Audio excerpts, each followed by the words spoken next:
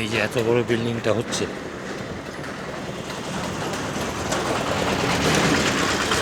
এত বড় বিল্ডিংটা হচ্ছে, এই বিল্ডিংয়ের জন্য যে প্রমোটার সে কিন্তু যায়নি, দাদা আপনার একটা বিল্ডিং লাগবে, তাহলে আমি প্রমোটিং করে একটা ফ্ল্যাট বানাবো, সে কিন্তু তো যায়নি।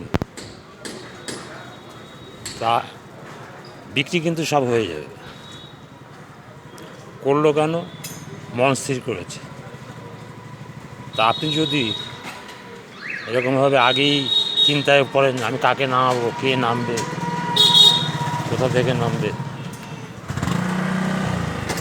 তাহলে কিন্তু আপনার চিন্তাভাবনা সঠিক হবে না, আপনার ভুল সিদ্ধান্ত হবে।